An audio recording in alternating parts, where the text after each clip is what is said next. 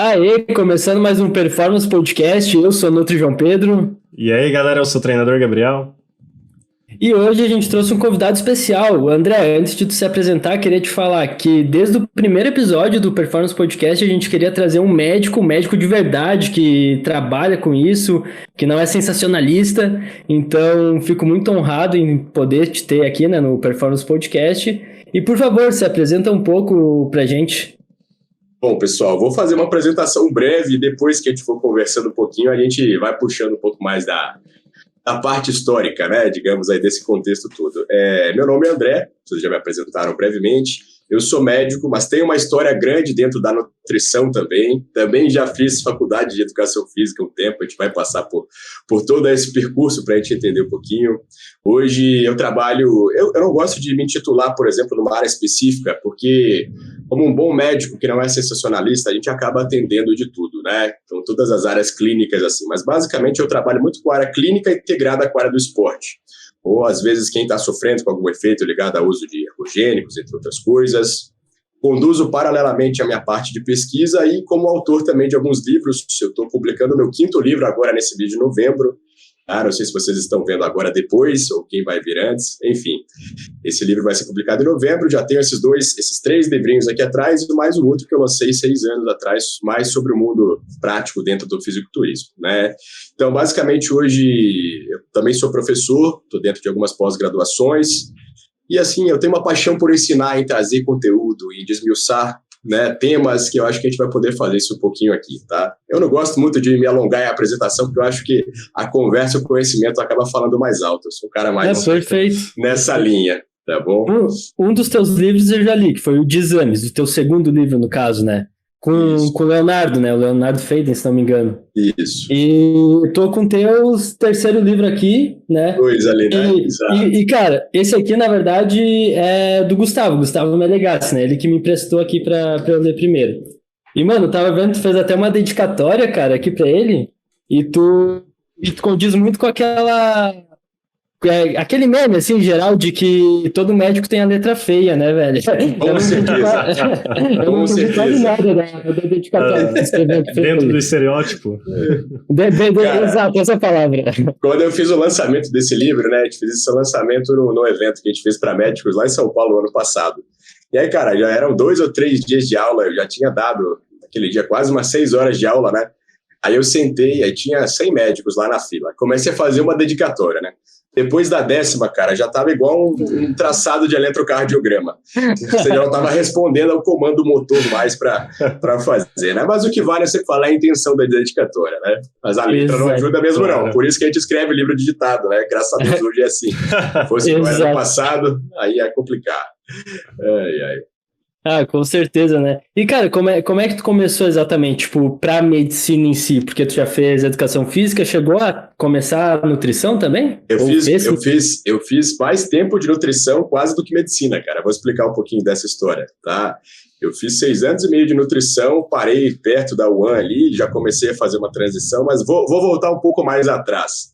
Eu sempre fui aquele tipo de pessoa muito curiosa, né? Fui aquela criança um pouquinho diferente, aquela criança que gostava de ficar brincando com o dinossaurinho, muito ligada à informação, um pouco mais solitária. E como eu venho de uma cidade do interior de Minas, lá a gente não tinha muito suporte, né, em relação a entender essas diferenças do aprendizado, assim. Então, eu nunca tive muito estímulo. Eu fui um cara que quis largar a escola, era um cara muito ligado, mas sofria muito de insônia desde os 3 anos de idade. Então, para quem pouca gente sabe, mas eu não fiz ensino médio, eu me formei pelo Enem e fui direto para a faculdade, como liminar, isso em 2010, mais ou menos. Sério? Como que faz isso? Explica um pouco melhor, eu nunca conheci alguém que tinha feito isso. Pois é, eu tinha alguns diagnósticos dessa parte psiquiátrica, que eu não costumo falar muito isso na internet, mas assim, ligado à funcionalidade, mas no fim das contas traz muito mais ônus do que bônus, né?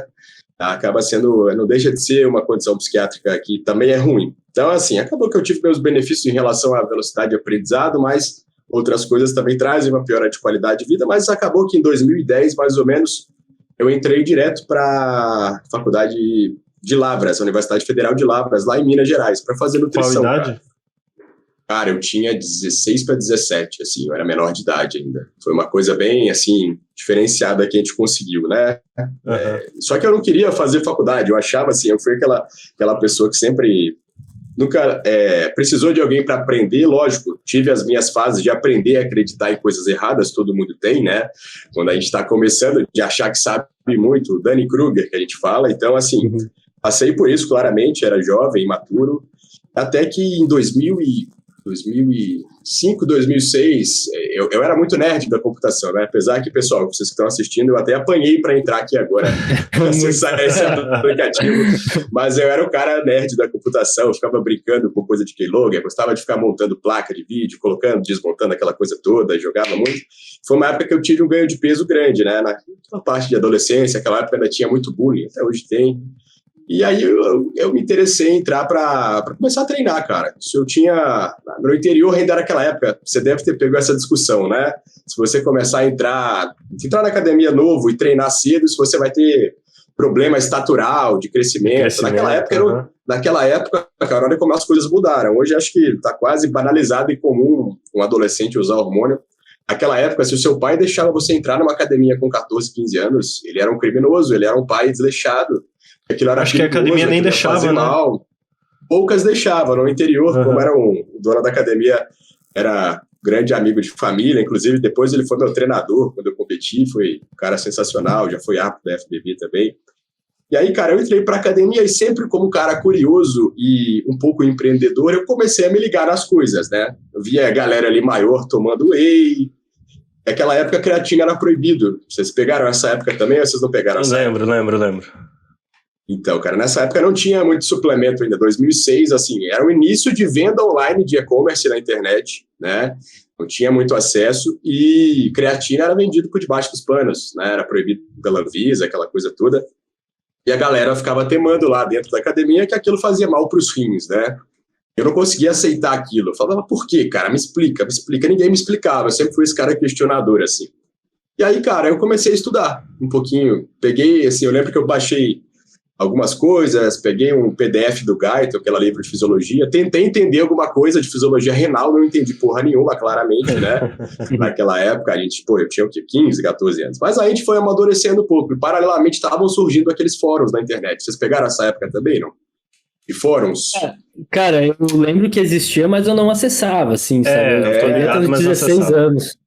Cara, isso começou em 2008, tá? Era o Fórum Hipertrofia e alguns outros. Muitas das pessoas hoje que até são bem conhecidas, o próprio Dudu entrou um pouco depois, muita gente aí que tá no meio, outros conhecidos, o Leandro Tchum. O Godoy, que já apareceu aqui também. Sim, o Godoy também. O Ney Felipe. O Ney era do Hipertrofia, cara. O Hugo, que é o Edson Tijuca, não sei se você conhece, que fez o primeiro livro comigo.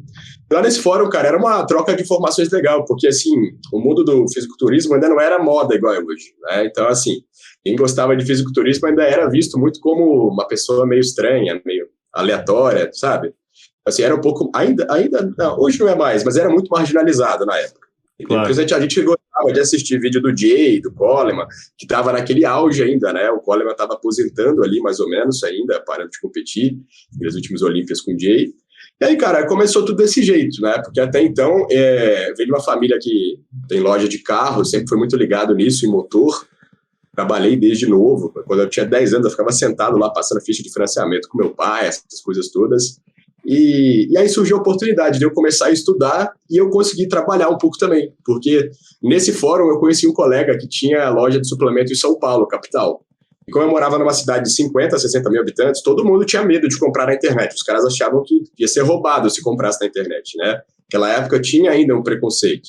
E aí eu comecei a comprar whey na época e vender na minha cidade. Só tinha um quiosque de suplemento de uma marca naquela época, não vou mencionar, não sei se... Enfim, tem problema. E, enfim, comecei a vender whey, cara. E como eu comecei a saber explicar minimamente perto de quem não entendia naquela época, a galera começou a pegar confiança. Aí foi na parte de transição, de eu deixar de ser o cara mais gordinho, deu uma crescida e tal. Cheguei a ter um físico bom naquela época. Eu tinha chegado a 90 quilos ali com 15, 16 anos. Tinha eu e um outro colega, né? A gente até competiu na Sub-Júnior em 2009, na categoria, tinha, 10 pessoas no Brasil competindo nessa idade, no vinho, assim. muito imaturo ainda, mas ainda tinha aquela pegada. Depois eu comecei a ir mais para frente, né? Aí a área da saúde me mordeu, não teve como largar muito mais. Eu falei, pô, eu vou ter que fazer alguma coisa, né? Mas eu até confesso que naquela época eu dei uma decepcionada com faculdade, porque, cara, o nível de profundidade, a forma como era abordado, e como eu treino na faculdade federal, não sei se vocês pegaram, não sei por aqui, teve muita greve, foi uma época de greve de faculdade federal, lá em Minas, Rio também, e a gente ficou quase um ano sem aula, né? Ficou tudo suspendido. Então, foi quando eu resolvi voltar, fiz 2 semestres de educação física, mas também acabei parando. Depois que eu voltei, acabei vindo parar aqui em Balneário, na Univale, isso era em 2013, mais ou menos. Falei, cara, vou meter o louco e vou mudar para Santa Catarina, vou estudar, fiz aqui, passei, tinha conseguido umas coisas diferentes, falei, vou lá, viver um ambiente diferente. E aí que as coisas começaram a fluir mais, né? A medicina veio da necessidade de buscar algo mais além da parte da nutrição. Eu gostava muito da parte de fisiologia, de estar aprofundando nisso, né? E lógico, eu não vou negar que hoje a nutrição é muito boa, naquela época não era igual é, né? A gente tinha ainda uma hierarquização, ainda tem, eu falo, eu sou médico, mas eu tenho muito espírito de nutricionista. Ainda tem uma hierarquização muito grande, né? O médico falou, é verdade, pode ter um nutri muito foda. Então eu sentia muito isso, cara, que eu já estudava muito e eu ficava puto, que era a época que estava começando as medicinas funcionais da vida, né? Água com limão, essas coisas assim, mas o pessoal distorcia muito. Aí eu falei, cara, eu preciso ir além. Aí eu acabei optando por ir para medicina, que foi também uma transição difícil, né? Mas vou passar um pouco a bola, senão eu vou só ir alongando a história aqui. Por nós, pode continuar contando a história aí, não tem problema. E aí, por exemplo, tu largou a nutrição pra ir pra medicina, tipo, tu não chegou a se formar, então? Eu não cheguei, cara. Então, assim, eu basicamente entrei em 2010, saí da nutrição em 2015, mais ou menos, foi 15 para 16. Dentro da nutrição aqui na Univale, eu comecei a puxar algumas matérias com o pessoal que fazia MED e outras coisas. Naquela época podia, não sei se hoje ainda dá para fazer. Você não podia fazer medicina, mas você podia matricular e puxar a disciplina, por exemplo, anatomia patológica, vou fazer com a turma da MED. Aí eu comecei a puxar assim com a intenção de depois conseguir passar no vestibular e aproveitar algumas coisas, né? Mas aí, por N questões, acabou que eu fui parar lá no Rio de Janeiro, que tinha um amigo meu que era de lá e tudo mais, aí eu acabei passando lá, não aproveitei absolutamente nada do que eu já tinha feito. Então, assim, eu tive uma estrada grande, cara, eu tive basicamente 12 anos de tempo aí como acadêmico, né, e fiz muitas coisas, muitas vezes por burocracia de universidades não aceitarem e tudo mais, e aí fui estudar medicina no Rio, fiquei lá 6 anos, e aí agora eu voltei para cá, né, isso é aquela resumida, dentro dessa história toda tem ainda muitas coisas, se vocês quiserem direcionar para uma questão específica, assim. E aí tu tá atuando há quanto tempo, assim, como médico mesmo? Cara, como médico, é recente, né? Assim, há muito tempo, cara, eu sempre fui requisitado por estar um pouco ativo, assim, para estar ajudando colegas, desde aquela época, entendeu? Só que, assim, como médico, acabou que eu me formei tem 6 meses, mais ou menos. Então, como médico, isso foi recente, cara, foi muito recente, entendeu? Só que como eu comecei a fazer tudo muito antes, por exemplo, eu publiquei todos os meus livros, esse é o primeiro livro que eu vou publicar como médico. E naquela época eu já comecei a publicar e, assim, o pessoal viu que, não é só mais um, não está inventando moda, e começou a dar uma confiança muito grande, né? Então, assim, sempre, mesmo quando eu era acadêmico, toda hora algum colega médico, André, eu tô com um caso aqui, você quer participar com a gente do atendimento, o que você acha? Acabava que eu ia conduzindo aquilo, isso foi por muitos anos, né? Então, a gente pegou uma experiência grande da parte como atleta também, lá no passado, 2010 a 13, 14, eu competi última vez em 2014, mas por experiência, eu nunca tive aquela coisa do estilo de vida de atleta, de gostar, sempre gostei mais de estudar. Mas nesse meio tempo a gente também ajudou muita gente em preparação, eu também fui coach por um tempo, muito tempo atrás, né? Mas fui também, não nego isso, então isso deu um background que a gente pode pegar a parte prática e juntar um pouco, porque a gente pôde aprender um pouco na nutrição, um pouco com a vivência, um pouco na medicina. E aí eu acabei ficando, cara, muito viciado em ciência desde 2018 para cá. Inclusive, você mencionou o Felipe mais cedo, né? O Felipe Almeida. Eu acho que eu preciso fazer essa menção, porque assim, cara, eu era um cara que gostava muito de estudar, mas eu ainda não tinha aquele rigor, sabe? Assim, A gente, às vezes, lia muita coisa mecanicista, bioquímica, mas sem entender o que era um desfecho prático, propriamente dito, sabe? Isso aqui influi na prática, mas dentro de um estudo que mostra um desfecho prático, não no meu achismo ou numa prática enviesada. E eu fui numa palestra do Felipe, cara, em 2017, se eu não estou enganado, que eu conheci ele. E eu via ele lá, né, cuspindo informação, artigo, desmistificando coisa de dieta desse tipo, disso, daquilo, quando estava ainda naquele boom, né, que a nutrição teve. E aí eu falei, cara, eu quero ser o cara mais resguardado em relação ao que eu falo, né? Tanto é que hoje eu sempre falo, tudo que eu falo não tem nenhum achismo meu. Estou falando alguma coisa porque eu briguei dentro de mim com todos os tipos de informações que eu consegui absorver para dar algo ali que a pessoa vai ponderar, né? Hoje eu acho que até sou um pouco exagerado nisso, sou uma pessoa muito cética, né, com qualquer coisa, até comigo mesmo, em relação a coisas que aconteçam. Eu sempre tento filtrar, ó, isso aqui pode ter alguma outra correlação, não é necessariamente o que eu acho. Vamos tentar filtrar de novo. E acho que isso é legal, é um pensamento mais científico, né, traz prós e contras, mas é um pouco do que eu tento trazer de conduta hoje, igual o livro de exames, por exemplo, você já chegou a ler ele ou ainda não? Li todo ele. Então, e aí a gente vê, cara, é um livro que eu considero simples até hoje, eu e o Léo, a gente estava até conversando assim, é um livro simples, mas com coisas que, se você olhar 4 anos atrás, não era tão popularizado. Todo médico pegava e achar que uma CPK alta era lesivo para o rim, que uma TGO e TGP alta era sinal de lesão hepática, e não só aumento de expressão enzimática para transaminação, de demanda. Então, assim, isso hoje eu fico orgulhoso porque a gente fez parte dessas coisas. Às vezes parece que não, porque quando você não é sensacionalista, você não recebe tanta mídia, né, quanto algumas pessoas recebem. Então, isso dói às vezes, mas com o tempo você vai tendo consistência, as coisas vão vindo. Então, é muito bacana, cara, ser reconhecido de alguma forma assim é satisfatório, né? Não por algo vazio.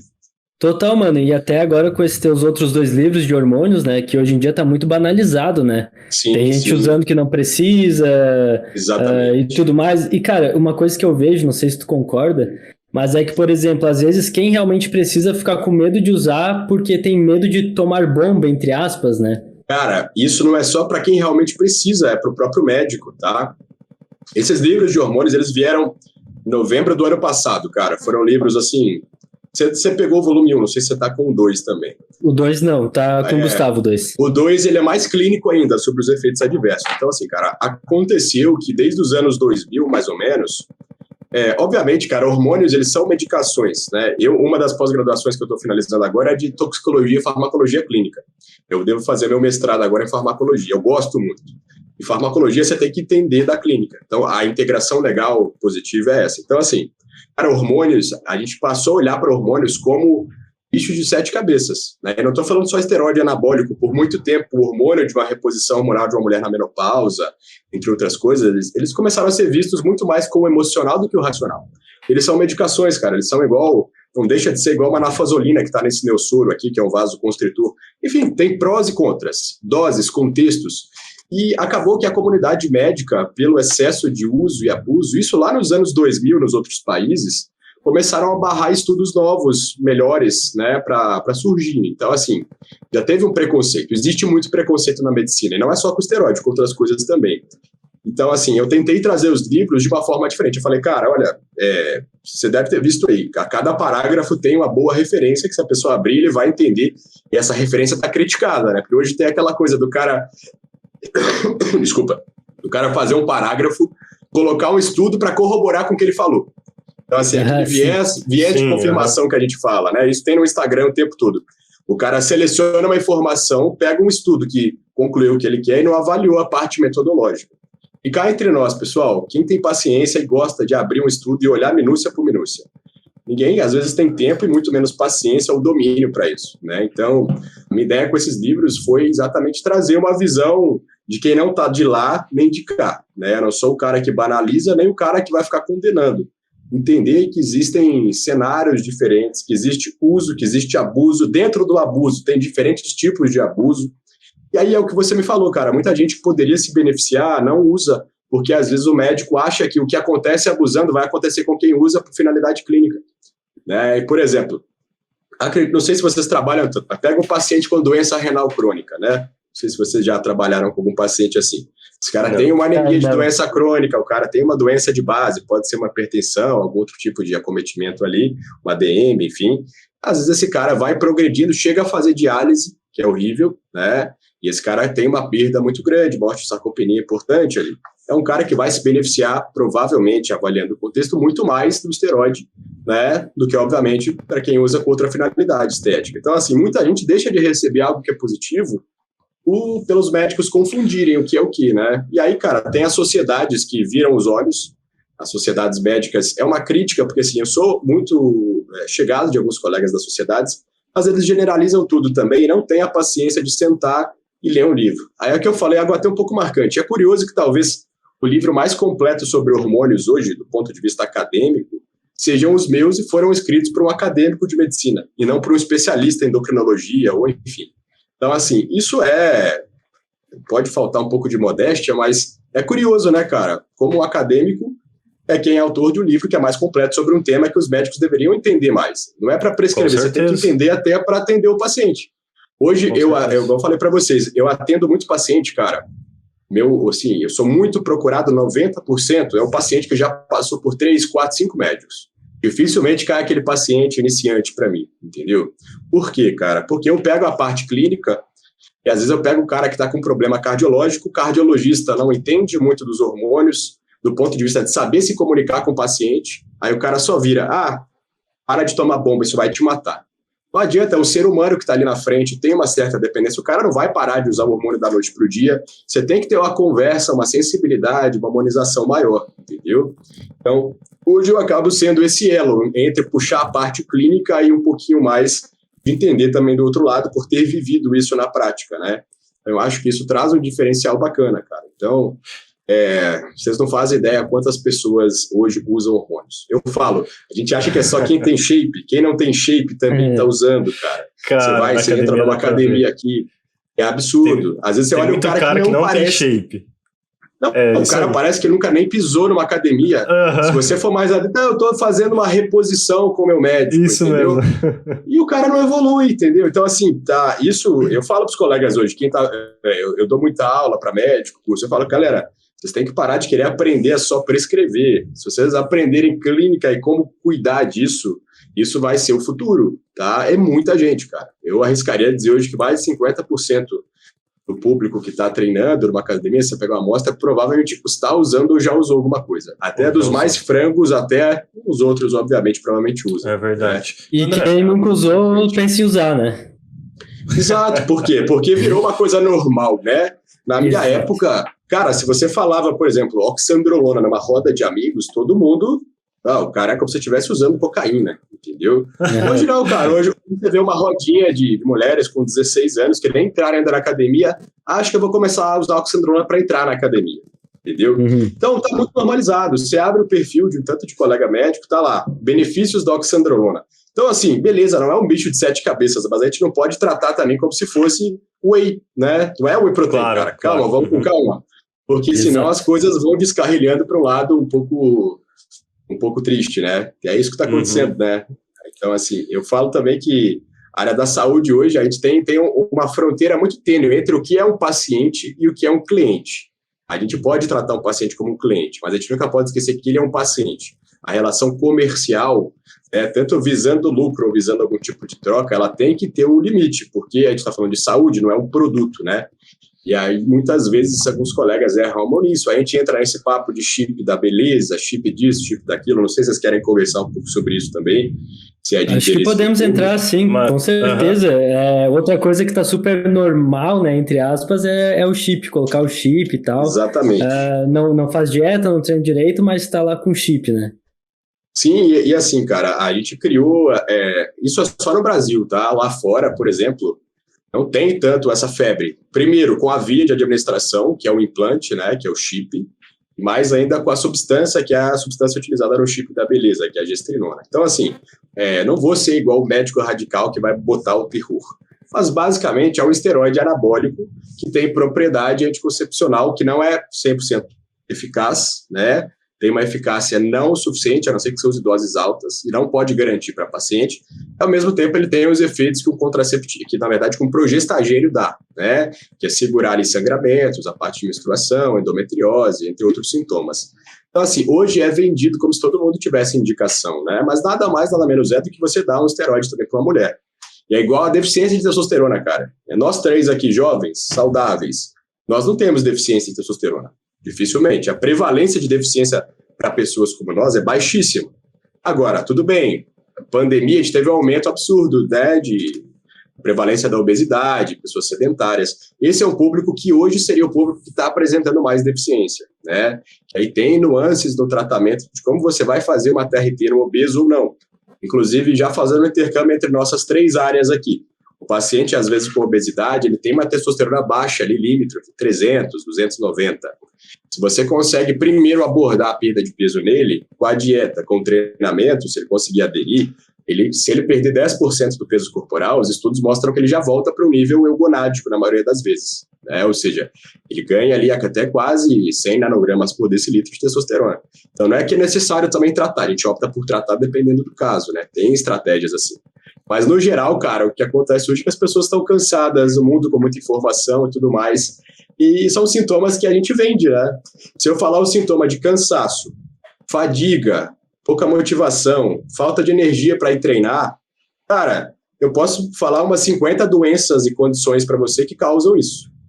E, na verdade, isso a nossa vida hoje, né, de 2022, também causa. O cara pode estar cheio de testosterona, pode estar deficiente, pode estar com a tireoide lá embaixo, pode estar usando hormônio tiroidiano pra caramba, ele vai sentir de alguma forma algum desses sintomas, porque eles são muito inespecíficos, né?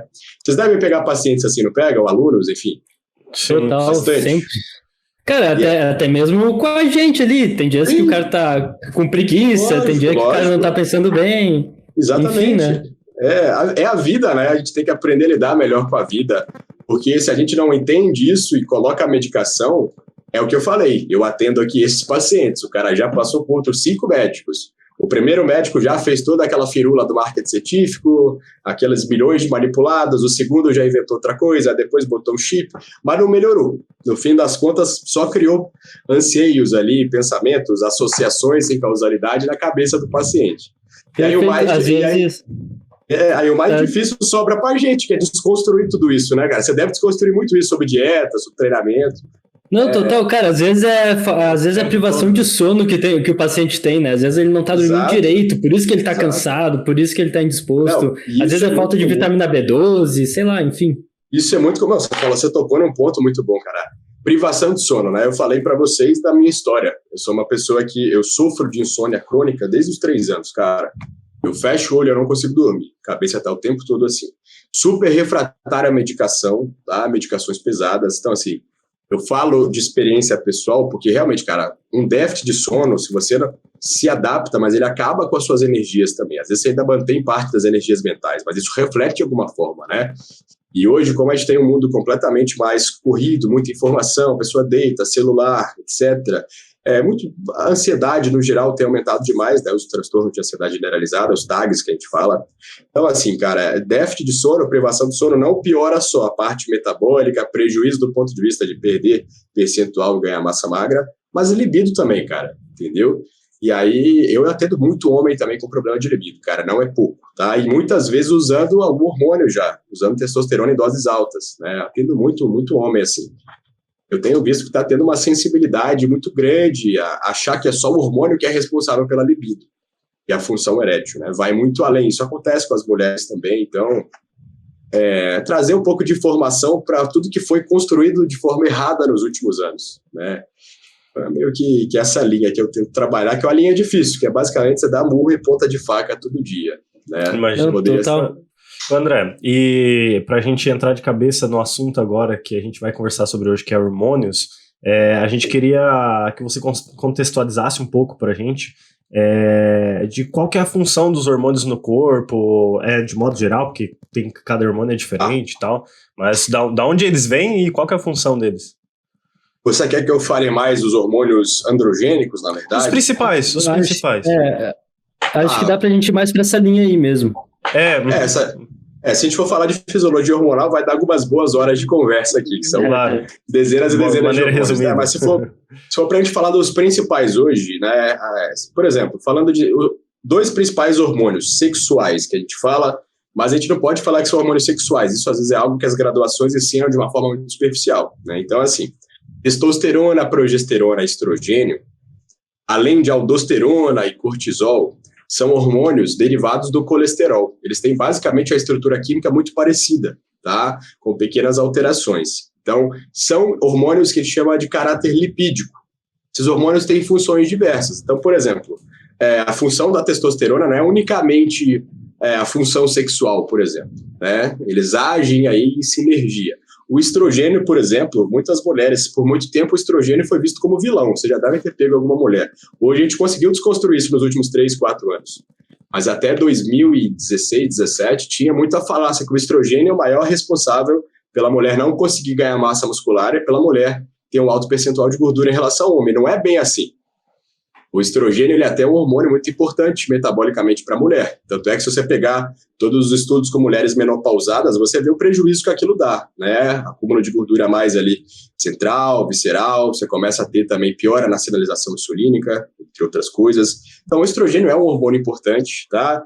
Tanto em diferenciação sexual, que é a mulher desenvolver os caracteres secundários, faz parte do desenvolvimento das mamas, é importantíssimo para a libido, pessoal. O estrogênio ele é mais importante do que a testosterona para a função sexual da mulher, tá? Muita gente confunde isso.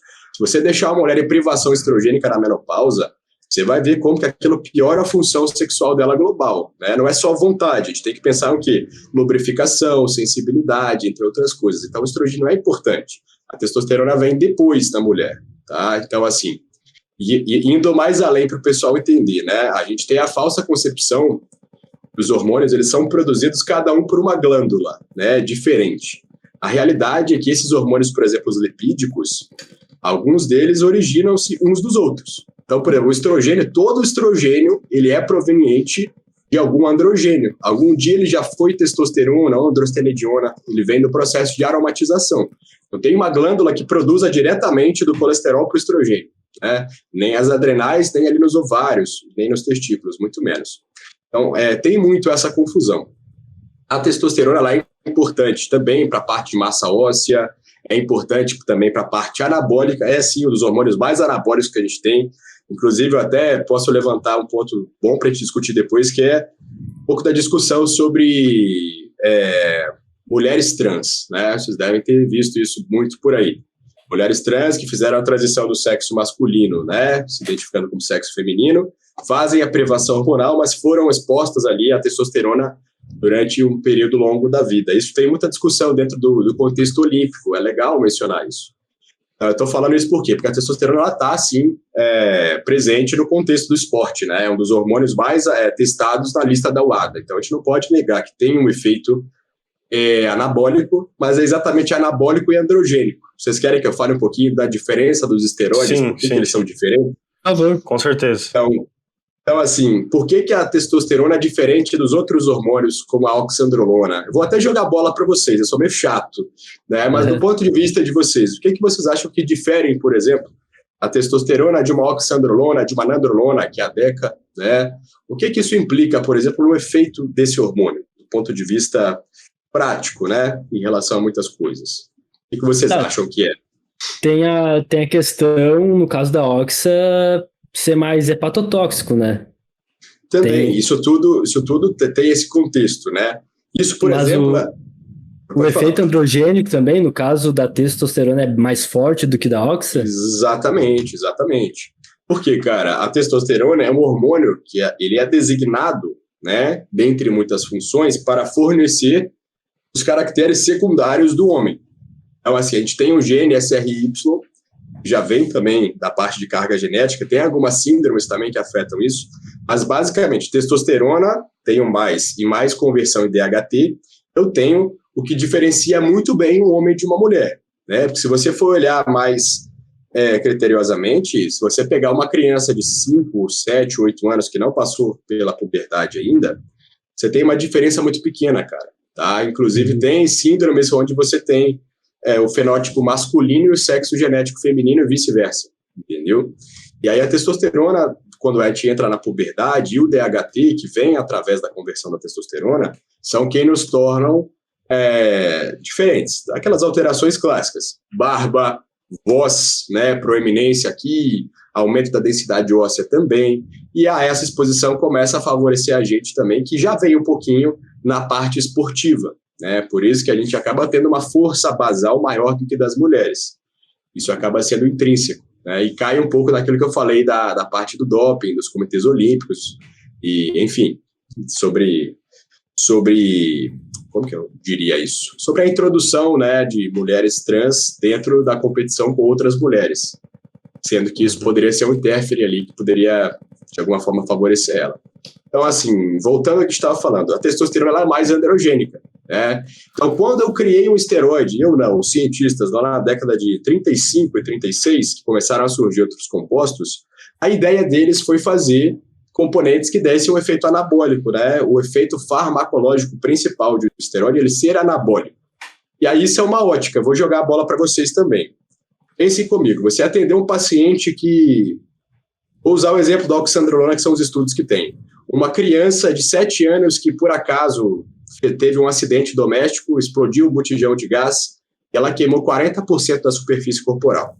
Aí essa criança, ela internou no hospital, está recebendo uma dieta lá de 700 calorias, né, por sonda, e essa criança ela vai ter uma perda de peso muito grande durante a internação. Né? Esses traumas, igual queimadura, eles ativam muito a parte imunológica, né, pela pele, pela extensão. Essa criança ela vai ter uma perda grande de peso. Então, eu não vou usar testosterona numa criança nesse sentido, porque eu vou aumentar a virilização, vou comprometer a estatura dela, porque a testosterona faz o fechamento das epífises ósseas, né? Então, começaram a criar hormônios que pudesse ter o efeito de preservar massa magra. Não foi para dar massa magra para fisiculturista. Isso veio depois. O intuito era preservar a massa magra de pacientes que tivessem algum quadro ali debilitado. Entendeu? Como um anabólico ou um anticatabólico. Isso depende muito do contexto. É a mesma coisa. Foi por isso que foi criado os hormônios, basicamente. Exatamente. Foi basicamente por isso. Né? Não foi, assim, pouquíssimos hormônios talvez tenham sido criados com o intuito do esporte. Pelo menos os mais clássicos, né? Mas isso mais recente, provavelmente, também, né? Os que foram criados com intuitos do esporte, provavelmente vai ser algo recente. Quando surgiu mesmo os primeiros hormônios, foi para tratamento, né?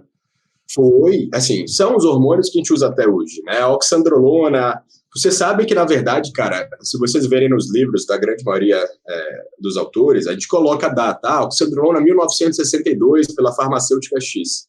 Mas a realidade, cara, é que depois que a testosterona foi sintetizada em 1936 ou 7, ela foi isolada e depois sintetizada, começaram a desenvolver centenas de compostos, né? Então, naquela época, tinha uma liberdade grande. Só que não tinha nome, você tinha uma lista lá, ó, tem uma fórmula aqui X, a própria gestrinona que está no chip da beleza, ela tem o nome de R2323. Então, assim, os hormônios, eles tinham nomes e siglas, entendeu? R2323, isso, aquilo. E alguns deles acabaram sendo selecionados para serem utilizados em alguma condição.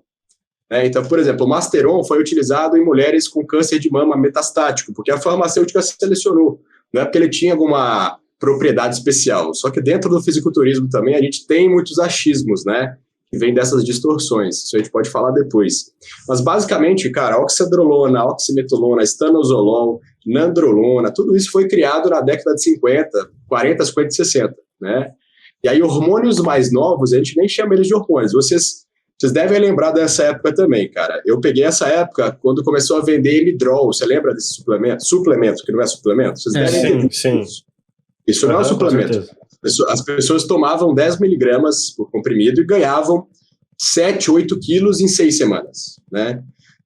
Pô, isso é muito mais do que a gente vê de média de estudo com muitos esteroides. Então, assim, aquilo era um esteroide que a gente chama de design steroid. Por quê? Se eu quero identificar alguma coisa no doping, cara, eu preciso saber o que eu estou procurando, né? Então, por exemplo, eu estou com vocês aqui, eu sei qual é o rosto de vocês, a face de vocês.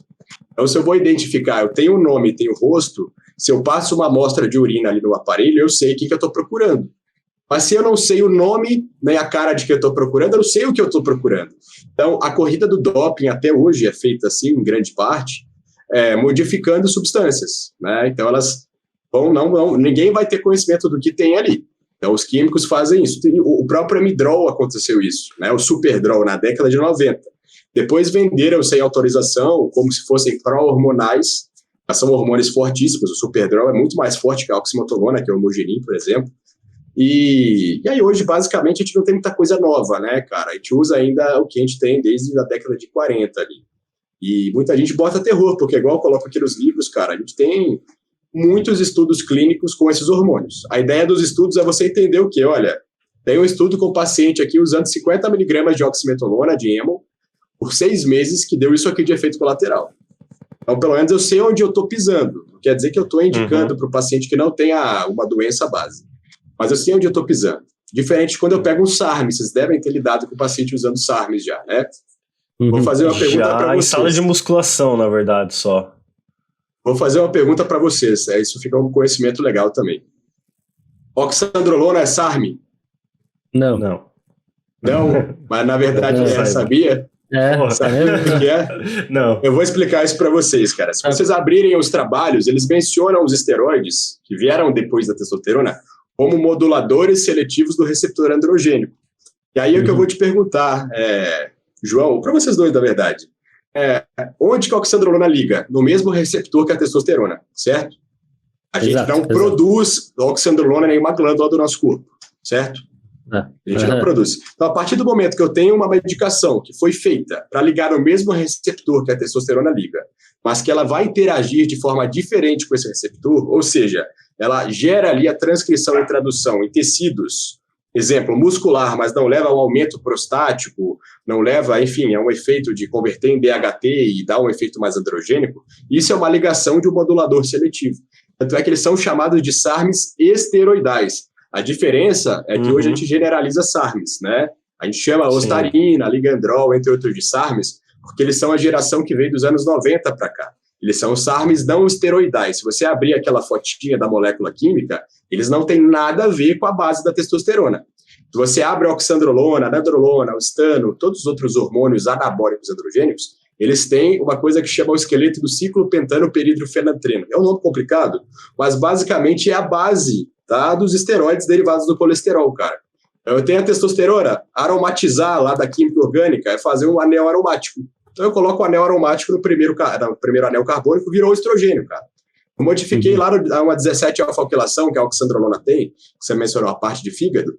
Isso é muito mais para eu conseguir conceder para essa molécula a capacidade de ser administrada por via oral, sem ser degradada, entende? Aí ela tem interação com algumas enzimas hepáticas. Então, assim, eu vou modificando uma molécula base para gerar efeitos diferentes. A própria DECA, a nandrolona, na hora que eu vou modificando ela, eu faço os hormônios dos contraceptivos. O hormônio do dilbirena, que é o levonorgestrel, entendeu? O cerazete, que é o desogestrel. Então, ela é chamada de progestina. Você deve ter ouvido falar isso já, né? Sim. A nandrolona é uma progestina, mas na realidade, ela não tem um efeito progestagênico grande, mas se você vai modificando ela ali, você gera a família de um tanto de anticoncepcional. Aí muita gente tem aquele medo demais de anticoncepcional sem entender que grande parte deles são derivados dos hormônios anabólicos androgênicos. É o tema do livro que eu vou estar lançando agora, nesse mês, que é sobre anticoncepcionais, para desmistificar, a gente entender que existem 35 tipos de progestinas com doses, combinações, e cada um repercute de uma forma positiva ou negativa na saúde daquela mulher, né? Hoje é algo muito demonizado também. Talvez até vocês tenham algum preconceito com anticoncepcionais pela informação que gira por aí, né? Mas acabei jogando muita informação também. Vamos falar de alguma coisa mais humilde. Então, André, e quais as coisas externas que ajudam a estimular essa produção hormonal, então? Tem os esteroides anabolizantes, mas o que mais? Os SARMs, né, a gente chegou a comentar. Aí tem alguma coisa que pode ajudar a estimular mais natural? Não? Você diz estimular a produção natural ou você diz... Isso, estimular a produção natural, na verdade. Tá. O esteroide, ele não estimula a produção natural. Na verdade, ele suprime a produção natural. A gente tem, cara, o SARM também, ele não estimula, ele liga direto no receptor, né? Tanto é que se você usa doses maior que estudo, ele tem mais colateral e perde a seletividade. E ele suprime também os SARMs? Pode suprimir, porque uma coisa é você ter estudos horríveis com SARMs, com ostarina, por exemplo, com 1 miligrama, aí a pessoa acha que é mais seguro e vai usar 30. entendeu? Aí perde a seletividade, cara. Os mecanismos de seletividade dependem de quantidade. É igual eu falar para você, a oxandrolona é menos androgênica, mas se você der 50 miligramas de oxandrolona para a mulher, ela vai virilizar, vai lotar de espinha, vai ter queda de cabelo, provavelmente, né? O que a gente vê muito por aí nas academias, e pessoas que usam, às vezes, sem uma orientação mais bem organizada. Mas aí você tocou num ponto legal, cara. Eu sou até um pouco crítico em relação a isso. Porque a gente tem que entender que a nossa testosterona natural... Deixa eu fazer contrapontos para a gente ficar com a conversa dinâmica. Vocês acham que por exemplo, vocês dois aqui, o João tem 500 nanogramas de testosterona e você tem 900. Você acha que você tem mais vantagem que ele para ganhar massa muscular ou não? Naturalmente. O que você acha? Acho que não. Difícil, Acho que não necessariamente. Não necessariamente. Então, assim, o potencial genético de conseguir ter um ganho em performance ou em massa magra, ele não depende só do nível de testosterona, tá? Depende da responsividade, da presença, da quantidade ali tecidual de receptores, da resposta desses receptores. Então, assim, eu gosto de dar um exemplo muito bom, cara, porque se a gente for muito superficial, até no livro de exames eu acho que eu mencionei isso, a mulher com SOP, vocês atendem a mulher com SOP às vezes? Ou já atenderam? Muito. A mulher com SOP, vocês já sabem que laboratorialmente ela tem, a grande maioria, tem um exame mais favorável. A mulher com SOP, ela tem menos SHBG, ela tem mais testosterona livre, ela tem um IGF-1 mais alto, né? Tudo parece muito bonito, teoricamente. Como que ela é na prática, do ponto de vista de fenótipo? Ela é uma mulher muito mais forte, mais seca, mais... Não é. Né? Não, pelo contrário. Assim, pelo contrário, então a gente vê que, do ponto de vista metabólico, tem muitas outras questões associadas. E aí, se a gente volta para o gancho de testosterona natural, cara... uma coisa é quando eu saio de uma deficiência e volto para o meu limiar normal do homem, mas outra coisa é se eu saio de 500 nanogramas por decilitro a 750. E aí entra aquilo que eu mencionei para vocês. Se a gente for um pouco inocente, isso é normal quando a gente vai começar, se eu abro um estudo hoje sobre tríbulos, e lá no estudo, na conclusão tá, o grupo com tríbulos teve um aumento de 50% nos níveis de testosterona, de 500 para 750. Isso parece legal, é um achado de um estudo, é um artigo, e o desfecho prático. Para conduzir um bom estudo, eu teria que ter avaliado o quê? X pessoas com tríbulos, Y sem tríbulos, as com tríbulos tiveram aumento da testosterona, mas depois de ter acompanhado 20 semanas, teve aumento da testosterona, mas teve desfecho prático, elas ganharam mais massa muscular, tiveram alguma diferença. E o mais importante, fazer o cegamento. Eu vou dar para as pessoas a comprimido sem falar se é placebo ou se é tríbulos. Aí eu consigo anular aquele efeito que a gente tem, cara, que sempre está sugestivo a somatizar, isso é muito comum, né? Então, assim, hoje a gente fala, cara, que a gente vê em estudo que para você ter uma resposta com testosterona, você teria que, pelo menos, para 3 ou 4 vezes a sua produção natural, que seria aí, por exemplo, de 500 para 1.500, tá? Mais pelo hormônio, não pelo contexto dietético e treinamento associado. Então, assim, por muito tempo a gente ficou nessa pira, né? Eu lembro, cara, eu sou da época da nutrição que, cara, se você não comesse de 3 em 3 horas, desse 3 horas e 1 minuto.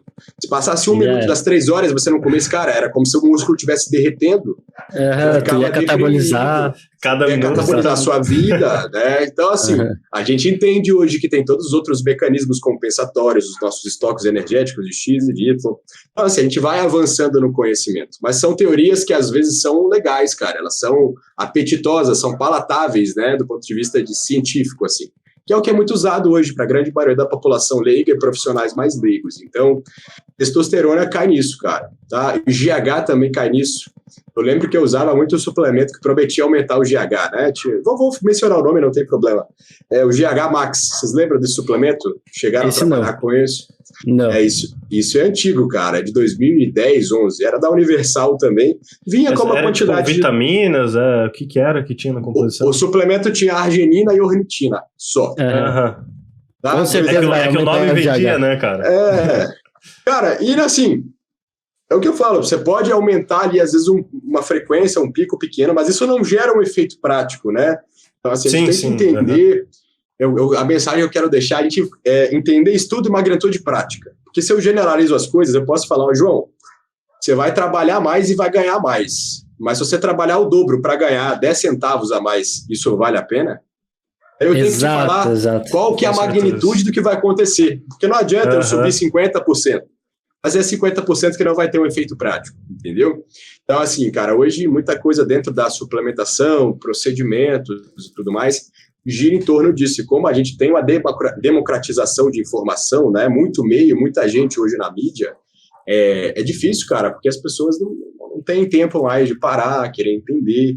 Então é complicado, né? Vocês devem pegar alunos e pacientes assim o tempo todo, que tem que desconstruir um achismo, uma informação. O tempo todo. Cara, sobre hormônio é o tempo inteiro.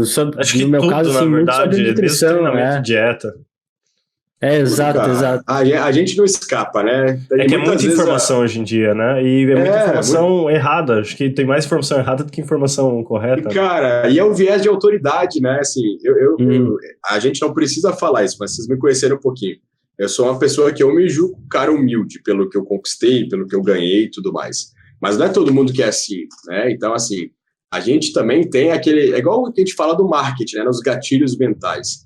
Hoje nós temos médicos ensinando, né, como a faturar no consultório, meio que ludibriando o paciente. Eu já vi PDF de curso de médico ensinando, olha, você tem que comprar um carro caro financiado, postar no Instagram o vídeo do volante, comprar o terno caro, botar a clínica bonita atrás. Então, assim, você cria a sua autoridade. Você não precisa ser uma autoridade, entendeu? Tem gente hoje no Brasil que é muito famosa, tá, em muitos podcasts e tudo mais, né? São ditos como autoridades, mas, na verdade, muitos sabem falar.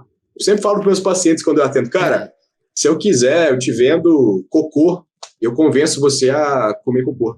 Tá? Você vai querer comer. Eu consigo te convencer. Mas não é do meu feitio. Mas se você tem lábia, você consegue fazer isso, né?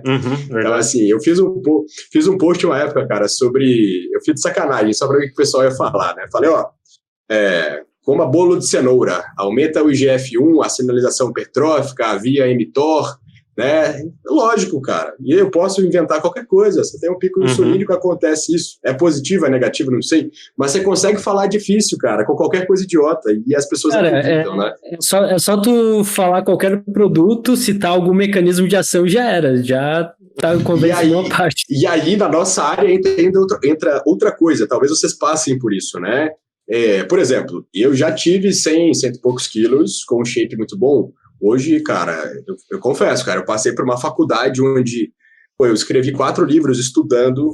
Eu não sou o cara que é médico do esporte. Se você sentar e conversar comigo de otorrinolaringologia, de dermatologia, de ginecologia, de qualquer área, cara, eu vou conversar bastante com você. Então, assim, eu procurei ser um médico muito completo. E, ao mesmo tempo, fiz tudo que eu fiz, estudei tudo que eu fiz, mantive meus estudos nas outras áreas. Então, assim, não foi fácil. A minha prioridade foi o conhecimento. Então, hoje eu não mantenho um shape legal, nem é a minha prioridade. Eu treino quando eu gosto, por saúde. E aí as pessoas também, às vezes, acostumam a olhar, cara. Às vezes, pega uma pessoa que entende muito, uma pessoa que tem um shape, mas tem a cabeça oca. Às vezes, ela ainda vai acreditar no cara que tem o shape e a cabeça oca, né? Exato. É a nossa área. Então, talvez vocês lidem com isso, né? Pega um treinador que é um fisiculturista gigantesco e o cara, às vezes, está falando abobrinha. Então, mano, esse canal tá aqui pra quebrar isso. Basicamente isso que a gente criou. É só olhar pra mim e pro Gabi. Nenhum tem shape, mas, cara, a gente tenta manjar de conhecimento máximo que a gente pode, né? Exato, pelo menos isso. E aí a gente amadurece também, a gente tem outras prioridades, né? Eu, como a minha abordagem médica também, eu falo pro paciente, olha, cara, eu nunca atendo o paciente olhando pro corpo dele, se é esse o intuito, né? Falo, olha, eu tenho que olhar quem é você. Como é a sua vida hoje? Você é pai, você é mãe? Com que você trabalha? Né? Vamos tentar entender, porque às vezes algumas pessoas começam a ver uma prioridade muito grande do físico, com uma expectativa irrealista, né? E se frustra às vezes com o resultado e acaba caindo nas mãos de um picareta exatamente por essa falta de percepção. E às vezes se você sentar com o paciente e der um conforto para ele, olha, cara, a gente vai chegar lá. Não vai ser tão rápido, mas entenda, você não trabalha, você não vive para isso. A gente vai fazer um planejamento. Com certeza vocês trabalham assim, em treino, em dieta, né? Por exemplo, tem treinador que às vezes o cara pega uma mulher que nunca treinou e dá um trauma nela no primeiro treino, né? Assim, em alguns casos pode ser que a bivatisão, mas tem muitos que fazem. A pessoa às vezes não volta por isso, cara. Deixa de fazer uma adesão porque ficou meio traumatizada ali. Exato, às vezes a pessoa já nem gosta muito de treinar, sabe? Vai treinar por questão, tipo, eu quero me cuidar, quero saúde, né? Daí chega lá e destrói a pessoa. Eu vi algumas vezes. E o diferencial de um bom profissional da saúde é você entender além da ciência. Não adianta você ser nerd, ler 1000 artigos e entender disso, você não tem esse tato. Porque aí, às vezes, cara, você não vai conseguir dar um resultado também para a pessoa, né?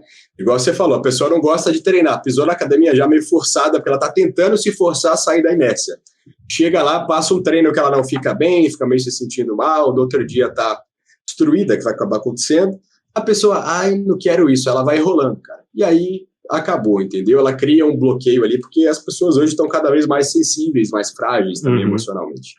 Não, total. Ô, André, e outra coisa, voltando lá para o assunto sobre esteroide e tudo mais, cara, existem várias combinações de esteroides, né? E, cara, sobre o abuso, assim, de esteroide que tu vê, tem uma forma de manter, de certo modo, saudável, mesmo para pessoa que não precisa utilizar, que é o que eu acho que a gente vê mais comum, né? Eu sempre falo o seguinte, cara, eu sempre faço a analogia da balança, né? Você tem a balança. A partir do momento que eu vou pender para performance estética, de alguma forma essa balança vai fazer isso, né?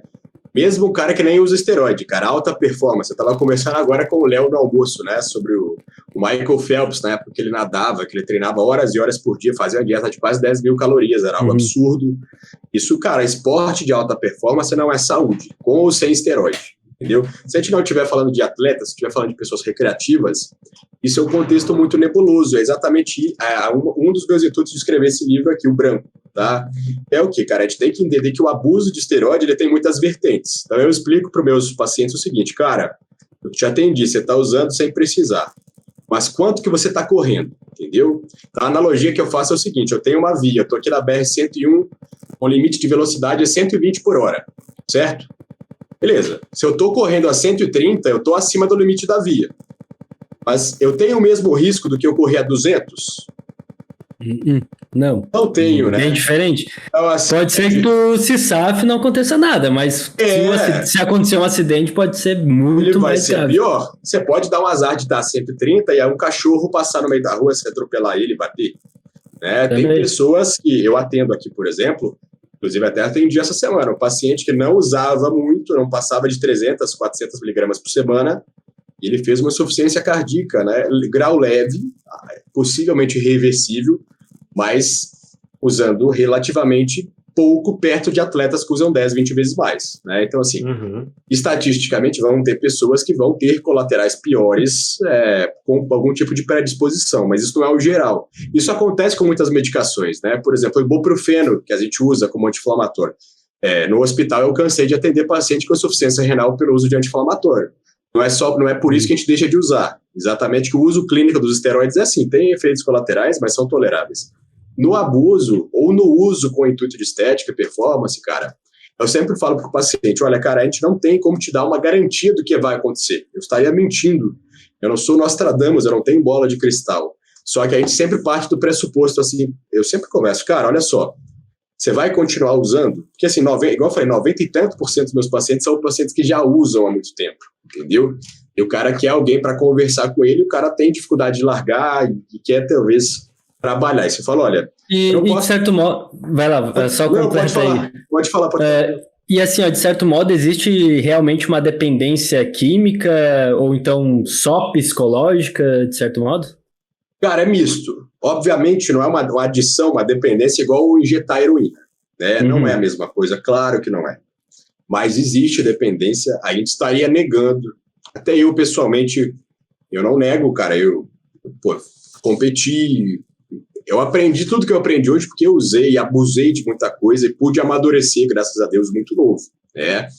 Mas existe essa dependência, tá? Ela é psicológica e ela também tem um cunho farmacológico pequeno. Porque o que acontece, cara? Principalmente quando a pessoa não tem a mente boa, né? Você deposita muito no esteroide, a grande maioria das pessoas, né? E às vezes o esteroide vira o seu estilo de vida. Por exemplo, fisiculturistas, o estilo de vida deles é treinar e comer bem, descansar. O esteroide ele vem como um complemento, ele faz parte. Apesar que no Brasil acabou que o fisiculturismo virou usar esteroide e depois pensar no resto. É uma crítica também, né? Virou body drugs, não necessariamente fisiculturismo. Tem poucos atletas hoje que têm essa mentalidade legal, ou não são todos. Então, assim, o que eu posso dizer para você, cara? Eu trabalho com pacientes que às vezes eles querem ser pais e não estão conseguindo engravidar a esposa. Tá? Até 8% dos pacientes conseguem engravidar a esposa usando esteroide. 92, entre 85% e 92%, 93% geralmente não conseguem durante o uso. Né? Então, às vezes o cara tem que cessar o uso para conseguir engravidar a esposa, fazer um tratamento adequado dentro da área da urologia, da andrologia, e esse cara não consegue. Eu já vi muitos pacientes que desistiram de ser pais, convenceram a esposa a não ter filhos, porque eles não queriam parar de usar. E não estavam conseguindo ter, entendeu? Então, assim, você vê esse grau de dependência nesse caso, né? E aí entra a questão da fragilidade emocional, cara. Eu sempre falo, libido, por exemplo, né? Muita gente usa a testosterona durante os primeiros 2 anos de uso. Geralmente você tem um aumento da vontade, depois isso vira um novo normal para você, né? Vamos fazer uma analogia aqui com todos nós. Nós já ganhamos salários menores na vida. Com o tempo, esse salário aumentou 1, 2, 3, 4, 5, 10, 20 vezes, ou o que for. Depois de um certo tempo que você está ganhando mais, você acostuma, aquilo vira o seu novo normal. Não é mais a diferença do prévio. Então, por exemplo, agora vamos colocar números hipotéticos na cabeça. Aqui, a analogia do salário é boa para explicar isso de dependência e de libido, que eu gosto, que é onde mais pega para o cara que quer largar. Se você ganha 50 mil por mês e começa a ganhar 150 mil por mês, você deu um salto muito legal, não deu? Beleza, estou ganhando mais. E, cara, ganhar 50 mil por mês não é um salário ruim, vocês concordam? Não é pouco, né? Então, o cara sai de 50 para 150 e volta a ganhar 50 mil. Essa analogia seria o cara que volta para o seu normal, ele não tinha deficiência antes. Então, assim, ele tem o suficiente para ele. É isso que eu quero dizer. Só que, cara, ele sempre vai comparar com o que ele chegou a ganhar ou a usar, entendeu? Então, assim, ele não tem essa percepção, isso entra na psicologia bastante. Então, a dependência, às vezes, se dá dessa percepção da sua realidade. Você não vai ter, talvez, mais aquele mesmo grau de força e de intensidade no treino, você não vai ter mais, talvez, esse impacto na libido, na parte ligada ao sistema nervoso central. Então, existe uma dependência mista, tá? A gente vê. E hoje, isso, na minha opinião, seria o maior efeito colateral, tá? Porque isso gera uma série de outros colaterais. Então, assim, eu atendo aqui, às vezes, pacientes de 45 anos com 30% de percentual de gordura e consultaram com o médico lá na pandemia. Aí os caras estavam naquela, se sentindo cansado e tal, não tinha deficiência, o médico colocou testosterona, os caras começaram a usar, não melhoraram o estilo de vida, ainda está com 25% de percentual de gordura, usando 600 miligramas de testosterona, os caras não querem largar, acham que se descer vai ficar mal, isso e aquilo. Então é um paciente que tem um grande risco, né? Por muitos motivos associados. E essa em consultório eu vejo bastante essa dependência psicológica, porque eu tenho alguns pacientes que só fazem dieta e treinam direito quando estão usando. Exatamente. E, por exemplo, é justamente quando eles não estão usando esteroide que é onde eles deveriam seguir mais a risca ainda, né? Exatamente. Mas aí, tipo, desmotiva, vê que o treino não é a mesma coisa, beleza? Mas é onde deveria continuar com uma frequência ali, justamente para tentar manter o máximo de ganhos que teve quando estava utilizando, né? O cara tem a sensação que ele está trabalhando para nada, entendeu? Então, assim, é ruim. E aí ele vai acabar descendo o rendimento, e aí ele perde mais ainda, tanto o rendimento quanto massa muscular também, né? Quando ele para e piora esse ambiente. Então, isso existe, não dá pra gente negar, essa dependência, ela tá presente, sim, cada vez pior, porque assim, cara, eu não vou ser contra, né? Eu tenho meu posicionamento, hoje não deixo de ser uma figura, porque, cara, hoje, por exemplo, eu tenho quase, só de público médico, eu devo ter mais de 5 ou 10 mil médicos me seguindo, cara, é muito, muito médico. Muitos estão ali só acompanhando, muitos se manifestam, muitos não. A gente tem uma responsabilidade. Mas essa dependência, cara, era perigosa. Então eu falo, eu não sou contra, igual alguns colegas muito extremistas falam, não, esteroide para estética e performance é um absurdo, isso é um crime. Não precisa ser radical também, entendeu? E assim, sendo muito sincero, acho que eu nem falei muito isso abertamente em algum outro podcast. Cara, se você tem uma pessoa super alinhada, muito bem, já está explorando seu limite natural ao máximo, ela não bebe, ela não fuma, ela escolheu aquele estilo de vida, entendeu que os riscos vão existir com acompanhamento médico ou não, o quão altos são esses riscos, depende da dose de outros fatores, mas se ela entende isso e vai fazer uso, não precisa criminalizar essa pessoa, né?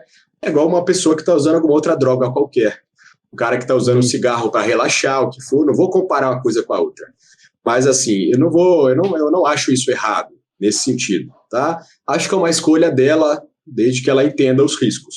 Agora, nesse outro cenário, eu acho que isso é um pouco errado, isso eu não gosto. Eu odeio, por exemplo, atender um paciente que... Não, desse perfil, o cara vem com 30% de percentual, vai na academia uma vez por semana, não faz dieta, mas acha que faz certo. Aí o cara acha que precisa de testosterona pra caramba. Cara, aquilo ali vai acabar, vai gerar uma dependência tão grande que mesmo com a testosterona já não vai fazer um negócio legal. Sem ela, então, meu querido. Eu diria que a pessoa que decide usar, ela deveria, digamos que, merecer usar. Então ela deveria fazer, no mínimo, tudo certo. No mínimo, treinar bem. No mínimo, fazer a dieta correta. No mínimo, procurar um médico para ter um bom acompanhamento, para cuidar dos exames. Para daí sim ela ter, digamos, o direito, entre aspas, direito, de usar o anabolizante. Porque aí ela vai ter a maior segurança possível, né? E vai ter o melhor resultado possível também. Lógico. E aí a gente entra numa discussão que é assim, o que é o direito, né? Quem pode, quem não pode? Como a gente determina isso? Sim. Isso é muito difícil. É muito difícil. É uma discussão, cara, que talvez não tenha fim. Eu acho que cabe a ética de cada profissional, né? Claro. Porque vai ter o profissional que não tá nem aí. Tem o profissional que às vezes passa porque ele não consegue dizer não pro paciente, porque o paciente pagou ele. Isso é um desafio para o profissional que está começando, a trabalhar, entendeu? Eu diria assim que a maior ética do profissional, mesmo que ele vá passar porque o paciente encheu o saco dele, é simplesmente deixar muito claro para o paciente aonde ele está entrando. É que muito profissional passa as coisas sem deixar claro para o paciente e falar como se fosse tipo igual a gente comentou antes, é tipo tomar um whey. E não é exatamente assim. Então esse eu acho o grande problema. E mesmo se a gente informar para o paciente, cara, isso não muda muito, sabe? Quer dizer, muda muito. Sim, entendo. Mas é igual, cara, nós somos jovens, não somos? Se eu te falar que você tem que economizar 20% a mais do seu salário mensalmente, que daqui a 30 anos isso vai te dar um baita de um benefício financeiro, a gente vai olhar para o que a gente tá querendo, cara. Nós, como seres humanos, quanto mais jovens nós somos, nós temos mais dificuldade de olhar para o que vamos ser, o que vai ser da nossa vida daqui a 20, 30 anos.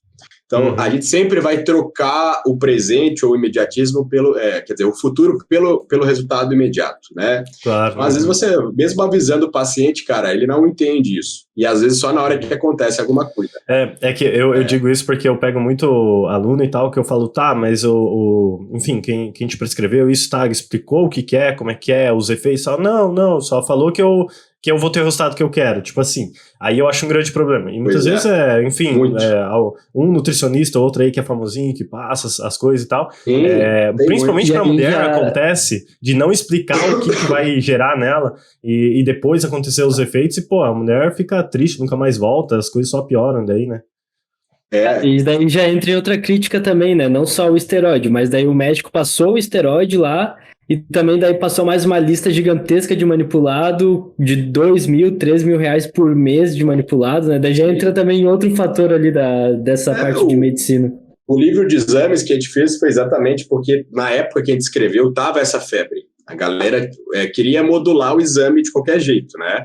Cara, exame laboratorial, eu tenho conhecimento grande de exames laboratoriais. Eu consigo manipular muitos marcadores, né? Inclusive, tem médicos famosos que fazem isso. Os caras dão um manipulado e botam o clomifeno ali, falam, sua testosterona vai de 400 para 800. O paciente fica feliz da vida, né? Ele acha que o médico é foda. A coisa mais simples do mundo de fazer, tá? Então, assim, é igual você pegar o balanço de uma empresa. Cara, eu vou pegar um empréstimo no banco de 100 mil reais e colocar aqui no caixa da empresa como se eu tivesse 100 mil a mais. Mas isso é um empréstimo, cara. Eu só maquiei um resultado ali, alguma coisa. Né? Então, exames a gente usou por muito tempo. A gente não, né? Os colegas mais ingênuos ou picaretas como justificativas para prescrever coisas. E isso, às vezes, planta uma coisa no paciente. Vocês devem ter pegado. Eu pego muito paciente assim. O doutor falou que eu tive uma alteração na tireoide. Cara, pode ser o que for. Você pode consultar com o ganhador do Prêmio Nobel. Desculpa o termo, pessoal. Posso falar palavrão no podcast? Pode, com certeza. Se algum idiota chegou para um paciente alguma vez na vida dele, esse paciente estava com o emocional frágil, falou para o paciente que ele tinha um problema na tireoide, cara, você pode falar com o ganhador de um Prêmio Nobel que o paciente vai custar tirar aquilo da cabeça. E aí ele vai procurar o médico, o nutricionista, o treinador, e sempre vai achar que ele talvez tenha algum problema, né? E aí é exatamente isso que é problemático. O cara pega um resultado de exame que ele não sabe interpretar, ou usa de forma ali maliciosa para enganar o paciente, e aquele paciente ali, cara, a cabeça dele vai ficar estragada de alguma forma por talvez uma década ou pro resto da vida, né? Parece ser pesado, mas acontece. E uma coisa que me veio na cabeça quando tu estava dando exemplo, do cara com um percentual lá de 30% e tal, começa a usar esteroide, geralmente esse cara aí que justamente usa esteroide, mas nem aparenta que o utiliza, né? Não Porque- evolui nada, cara. Não evolui Não Eu nada. evolui fico não. bravo com isso aí, cara. É o cara que olha na academia e fala assim, pô, eu sei que o cara usa esteroide e o bicho não merece, tá lá num leg press com 20 quilos em cada lado. Tipo assim, tá ligado? Sim, sim. Daí entra André. isso, cara, do excesso de informação, né? Cara, nós estamos em um podcast, estamos falando sobre isso, mas somos pessoas boas. Mas a gente vê outros canais no YouTube e tudo mais, cara, e a forma, às vezes, como a gente fala, isso contamina. Às vezes você pega um molecão de 15 anos que não tem nada, o cara já vai começar a usar, antes dele começar a treinar. Ou pega um cara mais velho desse, que acha que é inteligente, porque já tem um sucesso financeiro em outra vida, em outra área, e o cara acha, não, eu sou inteligente, tenho dinheiro, posso ter um médico e vou usar, mas sem merecer, entendeu? Aspas. E aí, cara, a gente tem esse excesso de informação, né? Hoje eu também tenho que fazer uma desconstrução de conhecimento muito grande, de gente que ouve muita coisa no YouTube, né? Além do Instagram. Sim. Então, assim, por isso que é importante ter um canal assim, que a gente tem um papo reto, a galera gosta, cara. Não é só o entretenimento atrai, obviamente, né? A maioria das Claro. pessoas da massa. Mas quem é diferenciado gosta de ver essas coisas assim. André, e fisiologicamente, a gente percebe também que tem umas pessoas que respondem mais do que outras ao esteroide, né? Sim. Digamos que a dieta esteja igual, o treino muito bem feito, tem um porquê, assim, de ter Cara, uma resposta melhor que outra? Isso é a pura definição de genética, tá? Mas aí eu não vou falar que é genética, eu vou te explicar o que é a genética nesse sentido, tá?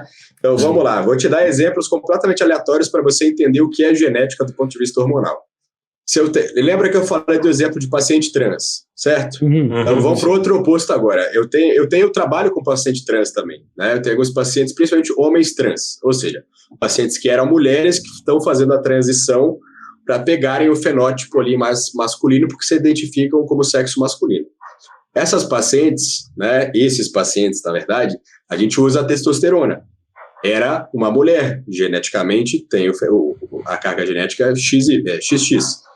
Esses pacientes, se eles visam, por exemplo, fazer uma transição sexual e o paciente tem uma responsabilidade alta para aumentar o crescimento de pelos, criar barba, engrossar a voz, para ele isso é bom, você concorda?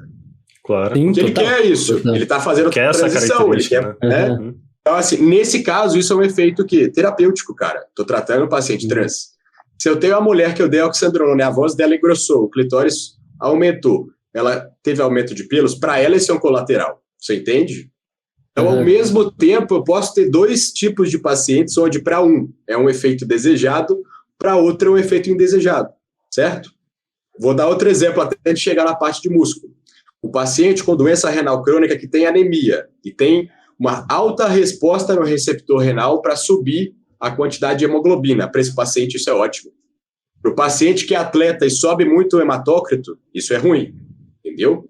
Então, novamente, a mesma coisa em dois cenários diferentes. E um é positivo e no outro é negativo. Agora, do músculo, isso acontece, cara. Tem paciente que vai ser responsivo, muito pouco responsivo em relação à parte muscular. Eu mesmo sou um cara pouco responsível nesse sentido, né? Igual eu falei, muito do que eu aprendi foi usando e abusando. E até mais do que muita gente imagina no passado. Então, assim, muitas pessoas não têm uma responsividade a nível de tecido muscular grande, mas talvez tenha a nível de pele, de fazer aumento de pelos, acne, de sistema nervoso central, de mudar o comportamento para mais ou para menos, né, algum tipo de nuance.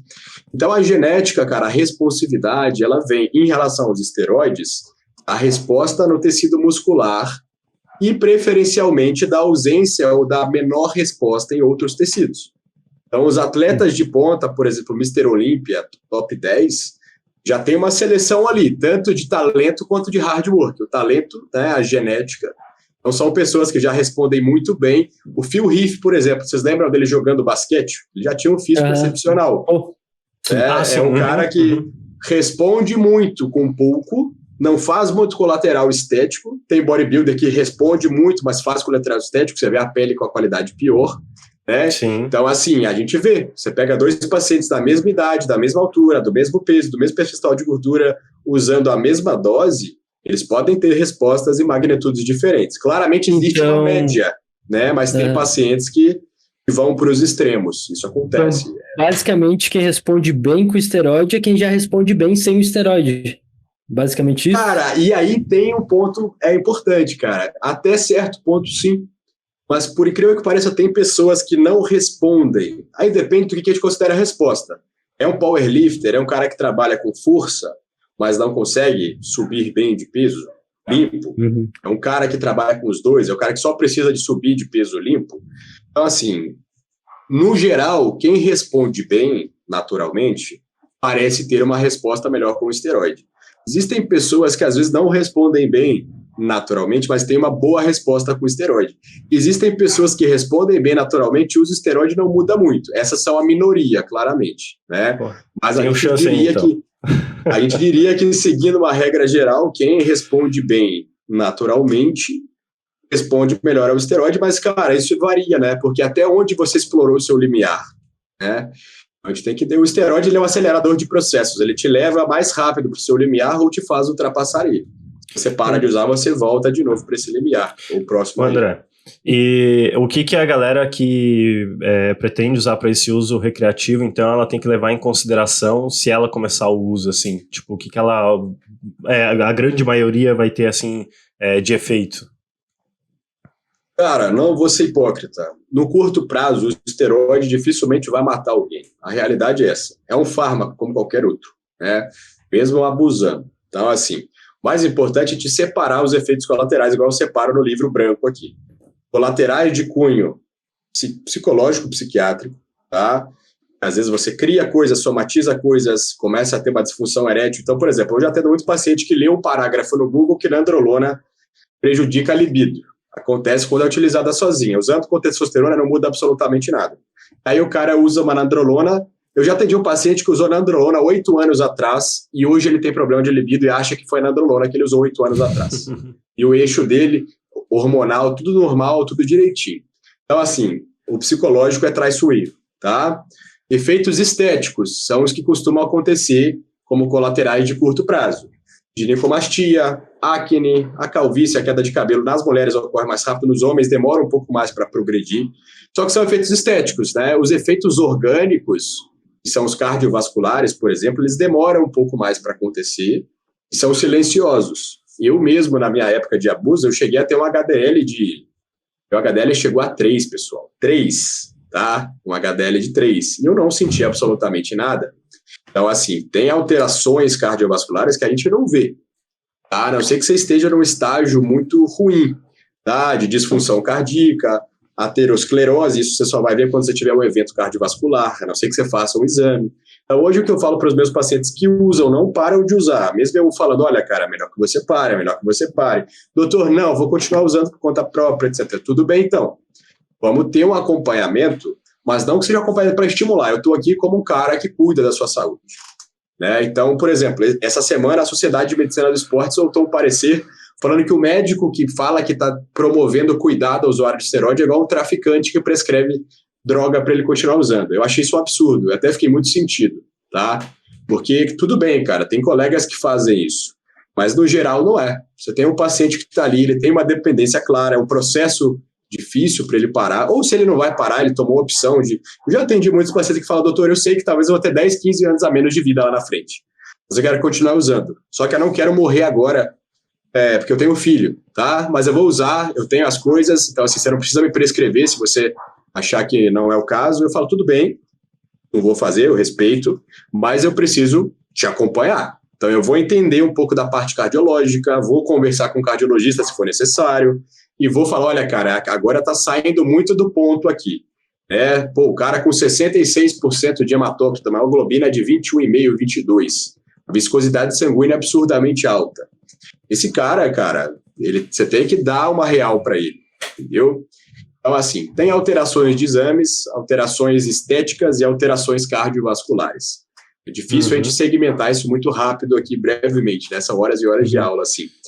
Mas quem, por acaso, entrou ou está entrando nesse mundo, o mais importante é que vocês achem um profissional que ele não seja só um médico modinha, que ele entenda de medicina. É o que eu falo, o diferencial que eu posso dizer que eu tenho hoje para meus pacientes é esse, cara. Eu entendo de uro-oncologia, se o cara tem alguma coisa prostática diferente, então eu sei dar um atendimento primário, às vezes se eu precisar eu chamo um especialista, eu entendo de cardiologia. Então, cara, que às vezes você vai ter um profissional que está ali, deixa eu cuidar. O cara vê os seus exames, tá normal.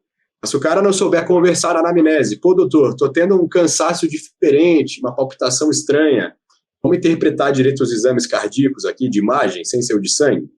Tá? Então, assim, basicamente, cara, se você não abusa e não faz uso muito prolongado, dificilmente alguma coisa acontece no curto prazo. Eu não vou ser hipócrita de ficar colocando medo por isso, igual muitos médicos são orientados a fazer, né? Mas se é bom o cara você ter usar alguém... uma vez ou duas, enfim, tentar fazer o processo mais correto possível. É claro que vai depender muito de cada um, igual a gente já falou aqui, né, que a genética manda muito, mas ele corre risco de ter grandes problemas no futuro, quando tiver mais velho, por usar uma ou duas vezes na vida? Cara, a gente fala que é curva de dose e tempo de exposição. Quanto mais dose ou mais tempo de exposição, maior esse risco futuro. Mas aí, cara, a gente não pode olhar o ser humano só por um risco, né? Tem que olhar os riscos associados. Então, por exemplo, tem paciente aqui que o cara fumou a vida toda, tinha obesidade, conseguiu vencer a obesidade sem precisar manter medicação nem nada.